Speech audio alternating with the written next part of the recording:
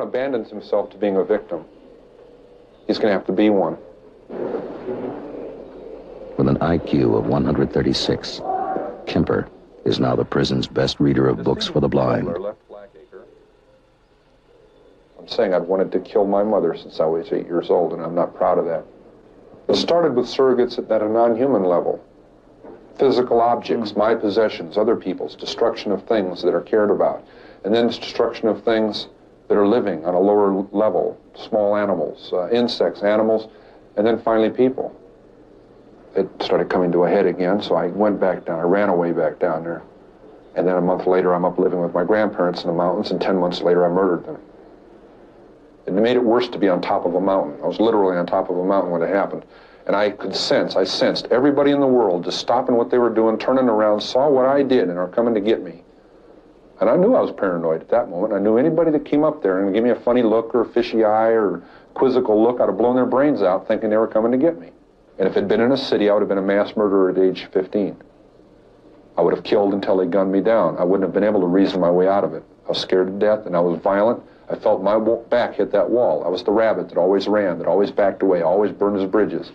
And suddenly there weren't any more, and my back hit that wall, and I came out screaming and kicking and shooting. He was released to the one person that authorities at the state mental hospital recommended he never see again. I got paroled to my mother. Atascadero decided that I didn't never need to talk to her again at all. Don't give her a Christmas present. Leave her alone. She got her pound of flesh out of you. I wasn't sniveling about my mother to them. I didn't like to hear what they had to say about her. She went through 3 husbands like a hot knife through butter. 4 months after I was out, I was back into the fantasy bag. My first date was an absolute disaster. It wasn't her fault. You know? And I didn't blame her even then. I'm saying it was a terrible tragedy, but boy, she didn't ever talk to me again. It was awful. It wasn't sexual or grabbing at her or anything. I was just such a dork, taking her to a John Wayne movie and Denny's. It was terrible. I'd never been on a date. At 16, that was cool, you know. I'd never been on a date, you know. I was locked up since I was 15. But I can't tell her that. Oh, gee, don't mind me. You know, she kind of got hung up on my looks or whatever. You know, I mean, she's a gorgeous young lady. Pure class, and she saw something there that I guess wasn't there, and boy, she found out quick. I was losing a grasp on something that was too violent to keep inside forever. As I'm sitting there with a severed head in my hand, talking to it, or looking at it, and I'm about to go crazy, literally. I'm about to go completely flywheel loose and just fall apart. I say, wow, this is insane. And then I told myself, no, it isn't. You're saying that, and that makes it not insane. I said, I'm sane, and I'm looking at a severed... I said, well, wait a minute. I see old paintings and drawings of Viking heroes talking to severed heads and taking them to parties, old enemies in leather bags. Part of our heritage. This is me back then, in 1972 and 73. Unable to live with the fact that I just stabbed to death and cut the throat of an innocent young woman. Innocent in the sense that she did not plan on that happening. She didn't do anything specifically for that to happen to her. Yet she was a very active participant in her own death. And in my memory of that, she was 19 years old, and her roommate in the trunk who died right after that was 18. I didn't go hog wild and totally limp. What I'm saying is I found myself doing things in an attempt to make things fit together inside. I was doing sexual probings and things. I mean, in the sense of striking out and reaching out and grabbing and pulling to me, but appalled at the sense that it wasn't working. That isn't the way it's supposed to be. It isn't the way I want it. See what I'm saying? And yet during that time, I become engaged to someone who's young and is beautiful and very much the same advantages and very much the same upbringing and Disneyland values. And she's very much the reason I surrendered. I picked up 2 girls who were so much like the first 2, it was unbelievable. Almost identical circumstances. And I let them go. Everything went towards killing them, and I didn't. But I'm saying, wow, it's uncanny. It was almost like it was meant to be that way. And I said, wow, this got to stop. And I let them out. They never even knew what was going on. I let them out. I would have gotten away with those 2 being murdered. I said, no, it's got to stop. And a week later, I murdered my mother. Went back to Santa Cruz and killed her. I am an American, and I killed Americans. I am a human being, and I killed human beings. And I did it in my society. You were able to appear like an ordinary person, non-threatening to... I lived as an ordinary person most of my life, even though I was living a parallel and increasingly sick life, other life. One victim let me back in the car. I locked myself out. She opened the door for me. My gun was under the seat. What in the hell am I doing telling you that? Am I a masochist? Am I looking to be tormented further? I'm trying to show you just how awful this got, how commanding these rages got. I was raging inside. There was just incredible energies, positive and negative, depending on a mood. That would trigger one or the other. And outside, I looked troubled at times. Other times I looked moody. Other times perfectly serene. Not very sane. But again, people weren't even aware of what was happening. You were involved in the campus because your mother worked there. Yes. I was also involved in killing co-eds because my mother was associated with college work, college co-eds, women, and had had a very strong and violently outspoken position on men for much of my upbringing. My mother was a sick, angry, hungry, and very sad woman. I hated her, but I wanted to love my mother. And I watched the alcohol increase. I watched her social life drop off. I watched her get bizarre. She had terrible pain from her life, earlier life, her upbringing, a failed marriage with my father. I'm a constant reminder of that failure. I hate to distill it down into such, into one-word realities like that. There's a lot that leads into that happening, but that is what happened.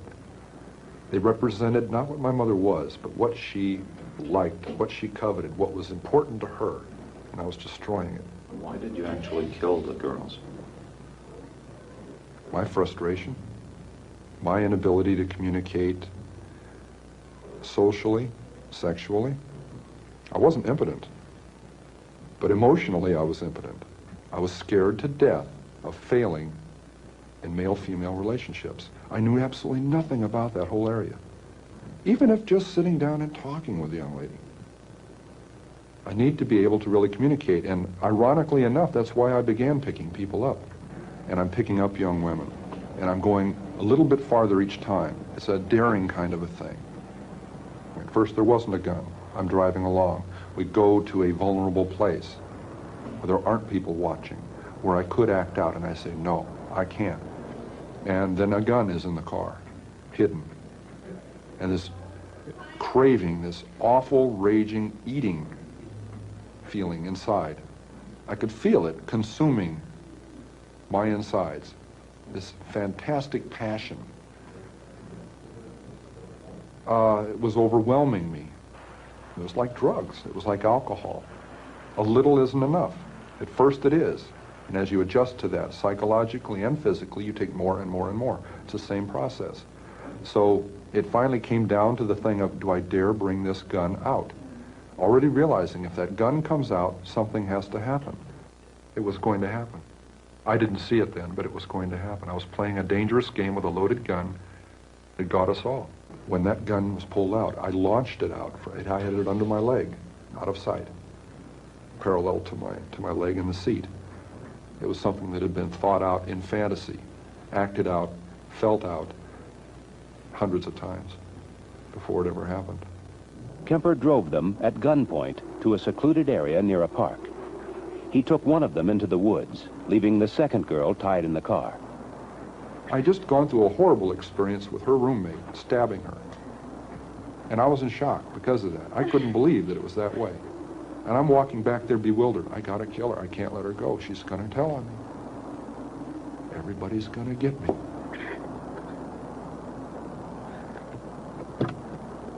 She sees the blood on my hands. What are you doing? She pulled back and she gasped. And I think, whoa, I don't want her to know what happened. I said, your friend got smart with me. She'd been getting really smart with me a lot, but I never hit her. I killed her, but I didn't hit her. I said, Your friend got smart with me and I hit her. I think I broke her nose. You better come help. She's about to die. Why does she have to know that? I couldn't deal with telling her that. And when I attacked her, she didn't at first realize what was happening. It didn't go through. She had very heavy coveralls on. It knocked her right up into the lid of the car, but it didn't pierce the clothing. So it wasn't that swell a knife anyway. I went out and bought a pawn shop, huge knife. And I kept on just mindlessly attacking. She falls back into the trunk. I just killed a young woman. I slammed down the lid of the trunk. She isn't dead, she's dying. And I panicked. I thought, I just locked the car keys in it, because I can't find them in my pocket. Oh my God, I locked them in the trunk. I'm kicking on the trunk lid and yanking on it. Oh no, I don't believe this. I started to run, and I tripped over the gun that I'd had in my pants that I had totally forgotten was there. I stopped. I said, stop and think. I collected my wits. Check all your pockets. I picked the gun up. I stuck it back in my pants, now remembering I had one. I checked all my pockets, and there's the keys in the back pocket. I never put them in my back pocket. I thought I was pretty slick. And when I tripped all over myself, that first 2 murders, the first 24 hours, there were 3 clear times I should have been busted, and I wasn't. Because 3 different individuals or 3 different groups of people got scared and minded their own business and looked the other way. I was picking up some very lovely young women. You know what we were talking about as we're driving around? Almost as often as not, this guy that's going around doing this stuff. And the second they started talking that, they didn't realize it, but they were getting a free ride. I couldn't touch that with a 10-foot pole, I swear. You know, but they'd be telling me all about this guy, and they're comparing notes and speculating on what he looks like, how he carries himself, why he's doing this stuff, telling me about it. So how come they get in a car with somebody at that time? She judged me not to be that guy. I didn't look like it. It was getting easier to do. I was getting better at it. I was getting less detectable. I started flaunting that invisibility, severing a human head, 2 of them at night in front of my mother's residence, with her at home, my neighbors at home upstairs, their picture window open, the curtains open, 11 o'clock at night, the lights are on. All they have to do is walk by, look out, and I've had it. Why did you keep the heads? Why did you cut them off, and why did you keep them? Something out of my childhood. I could put it on an incident. I mean, my father chopping the heads off of our 2 pet chickens and my mother insisting that I eat them for dinner. You know, we could say it was something that simple. I don't think it was. Now, my dad heads out back with a hatchet. I got on my bike and I tried to stop it. I remember that. I got on the bike, rode around the block. I was crying. I haven't talked about that for a lot of years. I'm sure that may have implemented something, that may have gotten something rolling, but along fantasy lines. But it took a lot of years of development along those lines to really get off. But how are you able to, in 1 minute, have someone's head in your hands, and very shortly thereafter? Living through a fantasy, however that would relate to that severed head. And then 5 minutes later, I'd put that away, and there'd be a knock on the door, and I'd put it away and answer the door. And the landlady would be there, and we'd discuss it. Discuss what? Reality. Her reality, not mine. Some people go crazy at that point. I felt it. It was one hell of a tweak. I mean, to just flip out and not know where I was. To be walking up the stairs with a camera bag that belonged to a young woman that had her severed head in it. Walking up to my apartment, past a happy young couple coming down the stairs who nodded and smiled at me as they went by. Good evening. And they're going out on a date where I'd love to be going. And I'm aware of both of these realities, and the distance between those two is so dramatic, so amazing, so violent, that really, I could feel the wheels squeaking inside. That was really pulling on it. And I imagine at that point some people break. But I didn't literally go insane. I didn't get lost. And all this time, Kemper was able to seem normal. He even hung out at a bar across the street from the courthouse, making friends with policemen, trying to pick up information. They'd buy me a beer, I'd buy them a beer. Casual relationships, but I was poking around a little bit trying to find some things out. I knew they wouldn't be privy to hot information, but there were some things that were bothering me, like were there any speculations on how they were dying. Did the cops like you? Like I said, a friendly nuisance. I got in the way, and it was deliberate. Again, friendly nuisances are dismissed. How did you get the knowledge to outsmart the police? Watching television, believe it or not. Joseph Wambaugh, police story. Got some tremendous insights into not just the gimmicks, the actual things, the tidbits that you would pick up from their procedures, but the mechanics behind that, the logic behind it, was I would not allow myself to walk into even a potential trap of behavior. And one of those was talking about those crimes too much to people, initiating conversations about that. There was a memorial service for 2 of the victims. Yes. Were you tempted to go? Yes. But I'd seen one too many episodes of one too many crime shows where that is one of the available resources for clues. Tracking down the attenders. One man taking pictures of the people there to eliminate as potential suspects. some police department, now they actually came to your house to pick up a handgun. Sheriff's representatives. One of the detectives was upset because he heard I had a .44 Magnum pistol and was a convicted mental patient, and he came to take the gun away, and it was on he and his sergeant detective. They were staking out the wrong house. It was across the street, and I'm playing around with the car, standing next to the gun in the trunk. They come over and ask me about, excuse me, sir, do you know who lives in this house across the street here? Well, that house was 609 Harriet. You cross back over to this side into 609 Ord, and they were looking for me and didn't even know that, see what I mean? Bad news. Well, at any rate, we walk into the house to have them ask my mother about this other house, and I'm saying, hey, which 609 are you looking for? And they said, are you Ed Kemper? Yes. And it goes on. And I needed to find out what they were looking for, the murder weapon, the .22 automatic, or the .44 Magnum, and I don't want to advertise that I've got a whole bunch of guns. So I made a comment to divine between the two. And I said, yes, quite a little gun, isn't it? And he retorted, a .44 Magnum, I hope so. And I said, whew, okay, because that loaded .22 was under the front seat and guaranteed me an arrest right on the spot. And .44 was in the trunk. I forgot that. I took him in the house, we went into my bedroom, and the closet door's open, and I have a high-powered rifle with a scope on it. You had some other stuff in the house, too, yes? Yeah. I had the personal effects and identification of the last two co-eds that had been murdered about 2 months before, right next to the guns in the closet, in a box. Could he have seen it? No, but when he arrested me for having all those guns and went through the rest of the closet looking to see if there were any pistols or anything else, he couldn't have helped notice a purse, a book bag, and co-ed ID inside of those belonging to their two latest murder victims. I back up and said, oh, excuse me. I just remembered stuff. And instantly he responds to what I'm saying. My hand moves. Back we go outside, and he's still thinking, boy, this is a really nice and helpful guy here. It was springtime. It was April. And for 2 months I hadn't killed. And I said, it's not going to happen to any more girls. It's got to stay between me and my mother, and it's got to, I can't get away from her. We're still fighting. She's still belittling me. I'm like a puppet on a string, and I entertain her. She knows all my buttons, and I dance like a puppet with that pain. And it had even gotten physical, to where I had physically grabbed her and thrown her onto her bed, trying to emphasize a point, that I was threatening to kill her. So here I pick up these two young ladies in Berkeley, on Ashby Avenue. One has flowers in her hand, petite little dolls.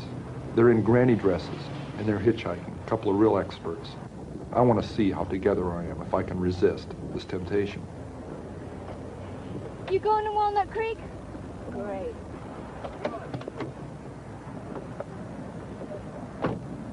And they get in my car. They want to go one way. I know they need to go the other.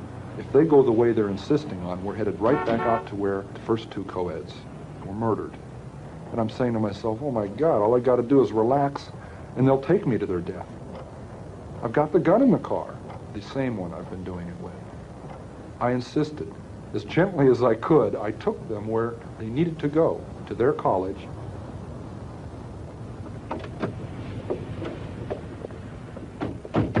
Thanks a lot.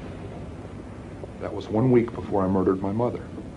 I said, she's got to die, and I've got to die, or girls like that are going to die. And that's when I decided I'm going to murder my mother. I knew a week before she died, I was going to kill her. And she went out to a party, she got soused, she came home, went to sleep. I was woken up by that, came out. I walked up to her bed. She's laying there reading a paperback. As many thousands of nights before. And she said, oh, I suppose you're going to want to sit up all night and talk now. Shit. I looked at her, I said, no. I said, good night.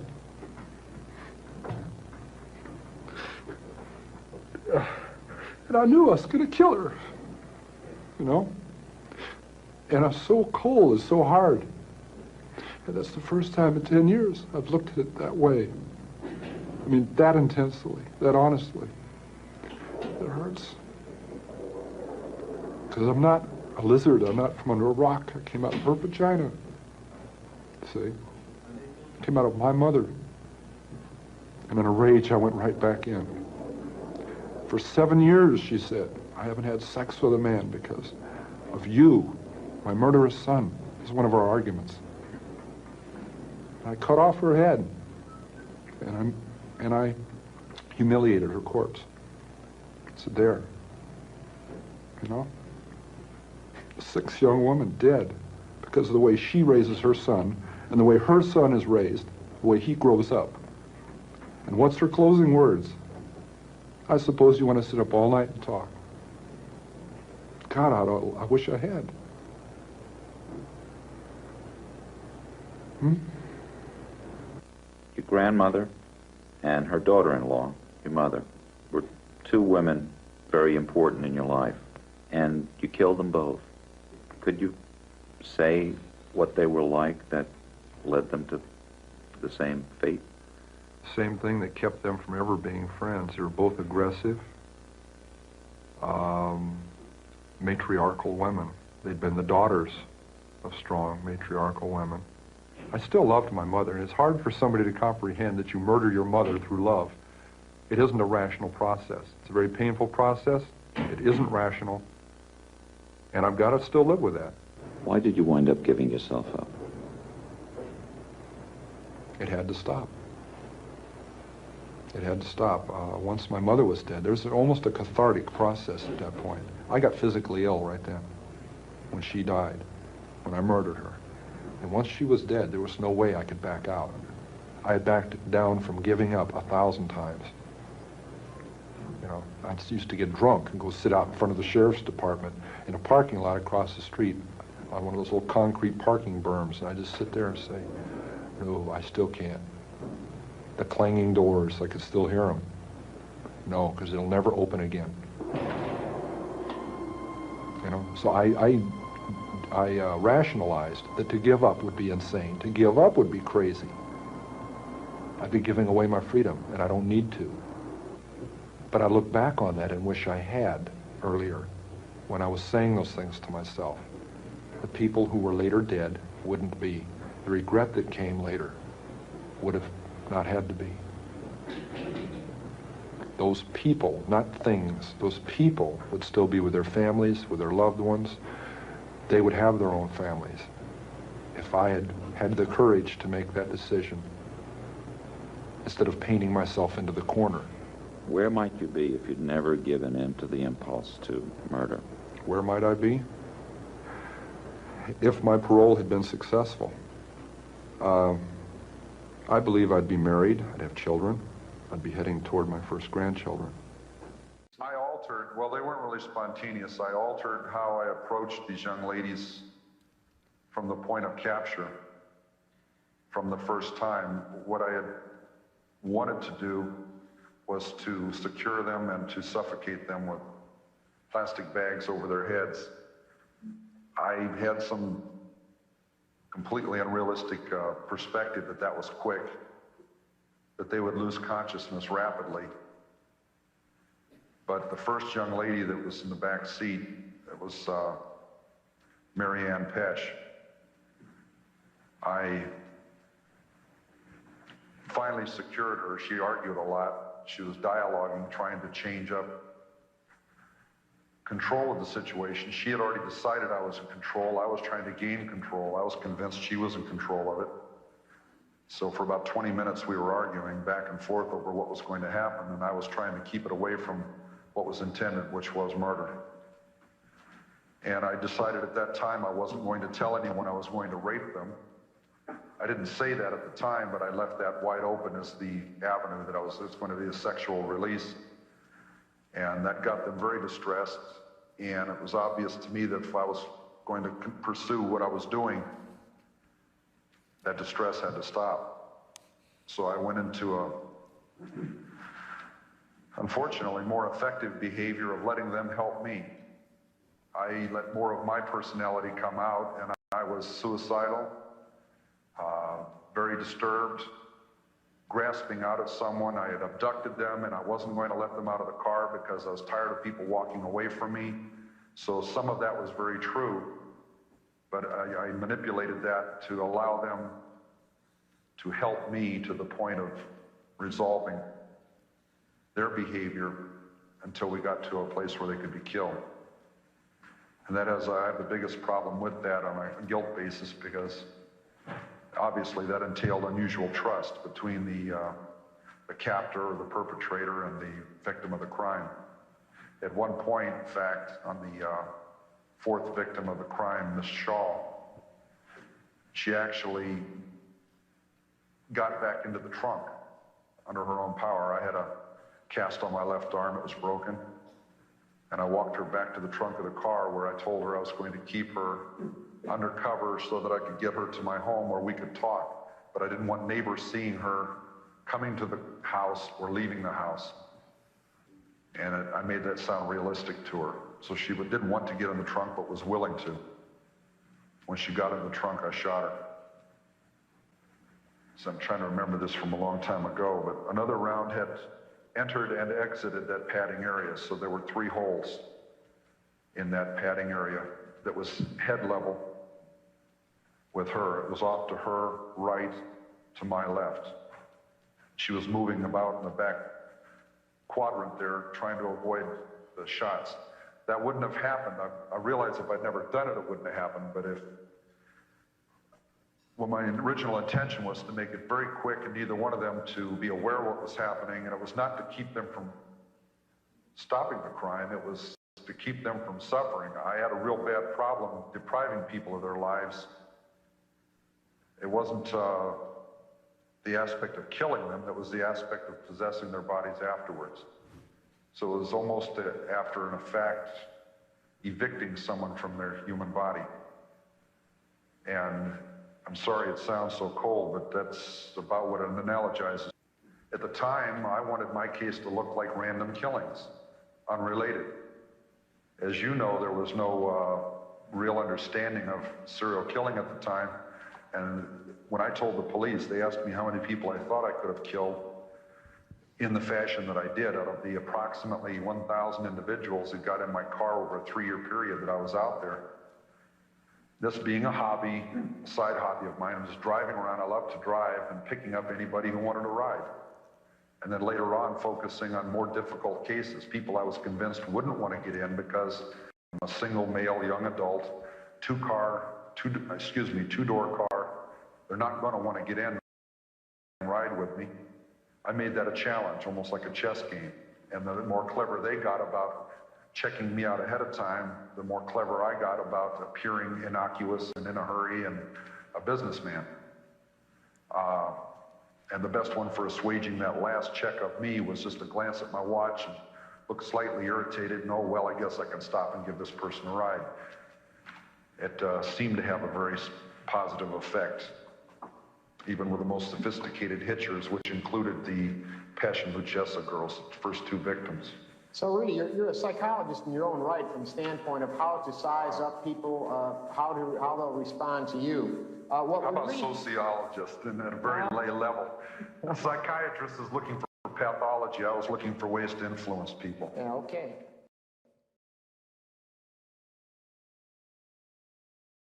My younger sister's 2 years younger, and I developed some morbid games.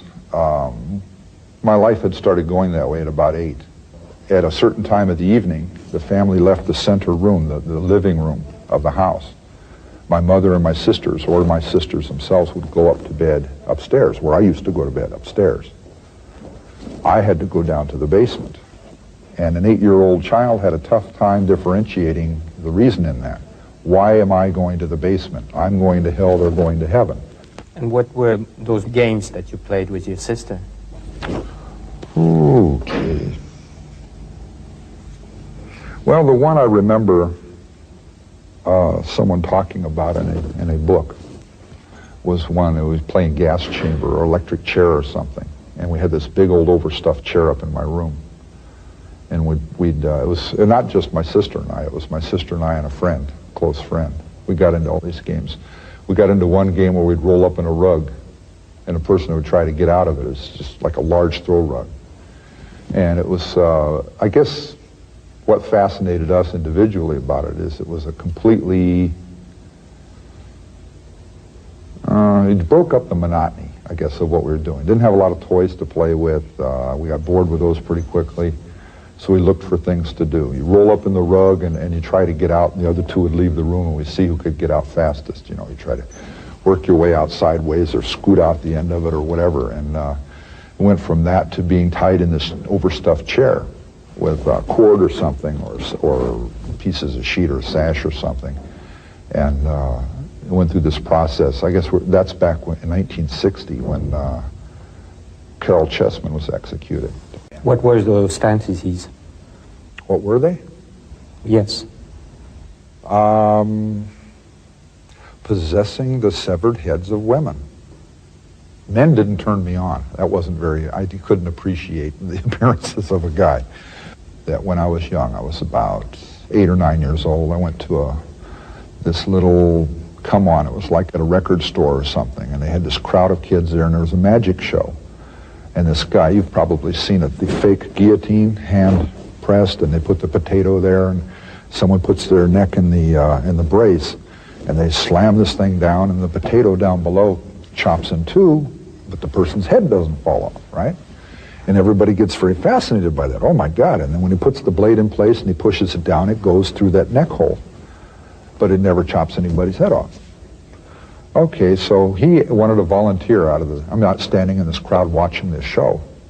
And he wanted to volunteer out of the audience. And some quite beautiful little 16-year-old girl gets up there and this big laugh and you know, all giddy and stuff. And I started getting caught up in this. I said, wow. Right at that moment, I departed reality because logically, I should have been able to ascertain that that could not happen. You're not going to get away with chopping somebody's head off in the middle of, in the middle of Helena, Montana, the capital city. But the concept of it was so raw and it was titillating. I says, wow, gee, I gotta watch this. And he had her girlfriend come over and put her hands there to catch her head so it wouldn't fall in the basket, you know. And he was making jokes about this. I got caught up in this interplay between normal concerns. You don't want to get a bump on her head. Well, hey, if you're chopping her head off, it doesn't matter, right? And this is catching in my mind somehow, and I'm saying, wow. The first time, okay, the two girls were killed around 6 p.m. By 11 the next morning, they are both completely gone out of my life, physically, all right? That's not even 24 hours. The third murder, which is the second incident, okay, I'm in the middle of trying to get my record sealed, right? Thursday night, I killed her.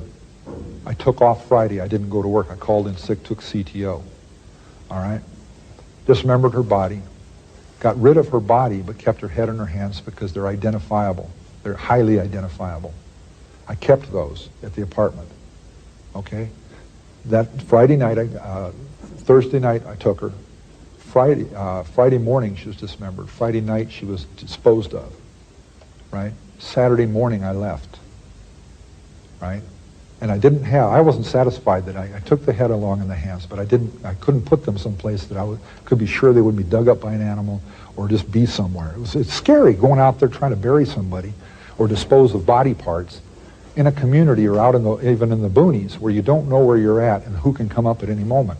I had some real close calls there where people would come out of nowhere. And if a body's found and they remember this beige-looking car sitting there the night, that's evidence. So it was very, very hard to get rid of this stuff. So anyway, Saturday morning I went to see the psychiatrist in Fresno.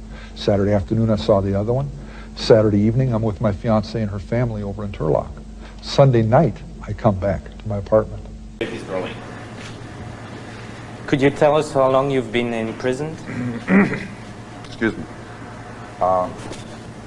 This month is 18 years that I've actually been in prison. What were you convicted of? 8 counts of first-degree murder. What was your sentence? 7 years to life, CC, that's called concurrent. It means all the sentences run at the same time. 2 years before you committed the crimes, I think you traveled quite a lot on the freeways at night or picking up hitchhikers. During the day. During the day? Yeah. I traveled a lot because I'd been locked up for 5.5 years. I'd never had a license. Well, I'd just gotten a license when I got locked up the first time, a Montana license. And so I was free. The driving around was a way to exhibit that freedom, to demonstrate it, to get the cobwebs out of me. When I first got out, I loved to drive. I always did love as a kid to drive. I started driving when I was 10 or 12 years old, but I got a license when I was 15 up in Montana, and then I got locked up, and then here in California, and I got out, got a license, and I just started driving. And that was my main hobby, I'd say. And I saw a lot of people out hitchhiking, and I didn't select girls to pick up. I picked up anybody who wanted a ride. And over that whole 3-year period, it was the same way. If someone needed a ride, I picked them up, unless specifically I was looking for someone to do in. The crimes, it goes from May to September. 7th. May 7th, Sunday, to Thursday, September 14th. Then it hops over to January, right? And then to February. It's speeding up. It's coming to a head. It's getting to where, it wasn't a cyclical thing, but it was coming to where it was coming more often. And something I didn't tell a whole lot of people, I guess I did tell in one interview, shortly before it all ended, I drove up to the Bay Area, and I was living there. I was up in Alameda. But I was living with my mother in Santa Cruz and commuting because I had to work up there, and I stayed with a friend. I went out to Berkeley, and I drove Ashby Avenue, one of the places I used to drive, looking for co-eds. And I drove from Highway 80 up Ashby Avenue to Highway 13. The first 2 co-eds I killed were on Ashby Avenue. They were 5'2", slight of figure, you know, we call petite. And one's black hair, one's blonde hair, okay? And I'm driving the opposite direction up Ashby Avenue. It's a year later. I'm seeing if I can maintain. I'm not hunting. I'm out seeing if I can maintain. I have a weapon in the car. I have everything else fitting the situation. I'm seeing if I can maintain. If I can just let go of it and maintain and marry this young lady and go on. I go driving up there, and here's these 2 young ladies, 5'2". One's got blonde hair, one's got black hair. They're in granny dresses, and I'm having shit fits because it's like deja vu. And oh my God, and I acted in a way that they wouldn't be paranoid because I'm a young man by myself in this car. I diffused the situation as I drove up. I'd gotten practice at that. All that driving around, it wasn't rehearsing. I made a game out of driving around, picking people up, and later on I discerned that some people wouldn't get in my car because of the situation. I'm a young man by myself. It's unsafe. So I thought, well, gee, that kind of put me off. I'm not doing anything to anybody, so I want to see if I can change that situation where they'll want to get in and I can take them where they're going. Because I know I'm not going to do anything. And I got to where I could diffuse that situation. It's how you're looking. If you look, oh boy, you start cranking the car over there. They're not going to get in your car because they can see you from half a block away drooling. But if you look at your watch and say, geez, I don't know if I have enough time, and you're kind of in the mirror and looking around, and you pull over, this guy's just a businessman going somewhere, and get in his car, we'll go where we're going. And it's little games I played so they'd get in the car. And then we chatted, and I talked about things, and I found out where their orientations were and their little, what they used to judge and who could get in and who they could get in with and who they couldn't, right? In that sense, it's been interpreted as what do you call it, rehearsing. It's not true. It's like playing chess and then turning it into something ugly. I played chess casually. I played chess more and more thoroughly till I got very good at it, which was picking up people, to where I could make you a bet. I can pick up those two ladies. And they'd say, oh man, you're crazy. Those are two very crafty young ladies who won't get in a car with a young man by himself, et cetera, et cetera. And I'd win the bet because I knew how to diffuse the situation. Even if they asked, where are you headed, right? And they had a sign saying where they're going, but they'd ask, or even if they didn't, they'd say, where are you headed? And I had ways of developing it to where they wouldn't get suspicious. But I didn't mean I was going to kill them. It meant I was playing a game. And then later, when I started killing people, I used that against them. But initially, it was just a hobby, it was a habit. It was trying to fill in the blanks of 5.5 years of not being in society. I missed that flower child generation. I missed the entry into Vietnam, all that stuff. And all these kids are like aliens to me. I say kids. I missed 16, 17, 18, 19, 20, 21. I'm supposed to be associating with people in their adult years. But I missed a big chunk, so I'm out there trying to fill in the gaps. Find out why these kids are the way they are now, because they were totally different from the kids that I was when I was that age. Totally different. And I'm trying to fill the gaps in, and then later I changed that to something ugly. And why? My mother works at the university. My mother won't introduce me to any young ladies at the university because I'm like my father, and I don't deserve to know any of those young ladies. So here she is holding these little girls up there as too good for me. Very special. If anything, I was destroying icons. I was hurting her without her even knowing it. Again, it's that picayune, little petty, ineffectual, I'm getting back at you, but I don't have the heart to tell you what I'm doing. See? Why would I admit those things on a camera? That's embarrassing. It's humiliating. And how would you select your victims? Were they... I didn't select them. It was random. And it was also the development of the passion. If I was drove, they died. Like the last two victims. I was so pissed I'd have killed anybody that got in a car. You said you had a lot of sympathy and empathy towards Marianne Péché when you talked to her. But isn't that strange to say that after you had killed her in such a brutal fashion? There was a draw. There was a draw to the young lady. It was haunting. I'm not saying I had compassion toward her when I talked to her. I tried to remember what we talked about. In fact, I think what I said about her is that she epitomized what really drove me. She was a haughty young lady. She's kind of stuck up, distant. I look back on it and I see a girl that was not beautiful, she was not plain, she was somewhere in between, and she was caught up in that beauty thing, like kids in the valley are, okay? Valley girls, trying to make something of themselves and exploit little attributes they have and to downplay other ones. And she was playing Little Miss Distant with me. And her friend was very open and her roommate was very open and very country girl talking and stuff. And it's sad because Marianne was the expert at hitchhiking. She had half her life in Europe. She'd hitchhiked around Europe. She'd done it in the United States. She was good at it. She didn't want to get in the car. The other girl, Anita Lucchesa, wasn't a hitchhiker. She'd been raised by her family, don't do things like that, that's totally out of line, and her friend talked her into it. And once she got into it, and she saw how much fun it was, and they meet the different people, and they talk with people, that by the time they're leaving Berkeley, right, it's all about who gets the front seat and who gets the back seat. So she opened the door and asked where I was headed. I mean, it says Stanford right on the sign they were holding up. And I said, I'm going to Palo Alto, I can drop you off.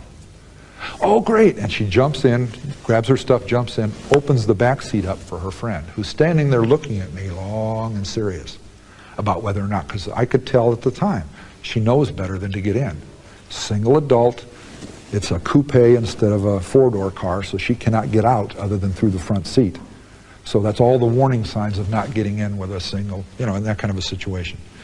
All of the things were wrong about it.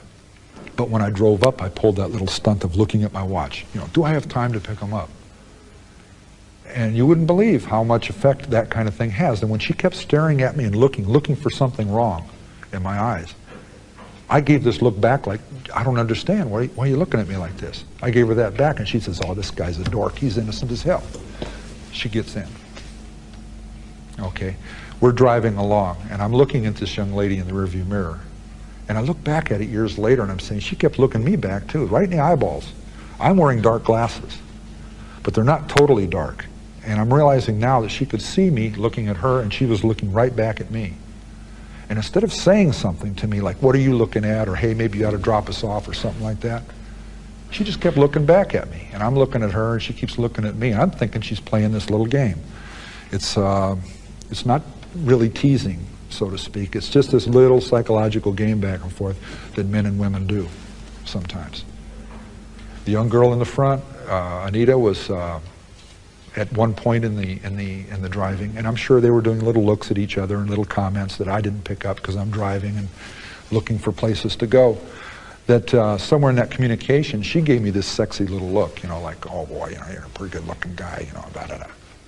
And I smiled back at her, but not this hungry, oh yeah, I'd like to get down with you kind of thing. It was just I smiled back at her, and I saw it for what it was. It's an 18-year-old girl that's feeling her oats. She's not doing anything wrong. It's sad and it's real pathetic. But some of this stuff was, I was getting real caught up in this girl in the back seat. You know, I was, she was, you know, to me at that point she was really beautiful. She had the most incredible blue eyes, right? She had this really shiny black hair that was turning me on. And I was getting drove because I just kept playing this game of picking people up, and I had plugged in those fantasies of killing people. And, you know, the titillating little fantasies, and I says, geez, I keep walking away from that. And I put myself down as being weak for not being able to do something about that. Right? So I kept driving and driving on myself saying, I got to do something. I got to do something about this.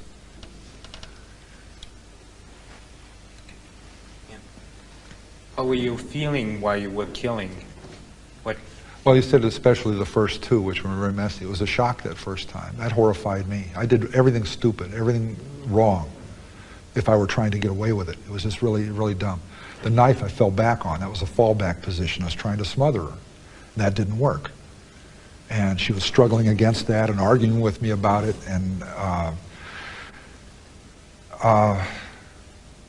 I got frustrated, and I reached in my pocket. I had that folding knife, and I pulled it out. And for a lot of years, and I made a point of saying back then with the investigators, when I pulled the knife out and locked it into place, it clicked. And she said, what's that? That's a quote.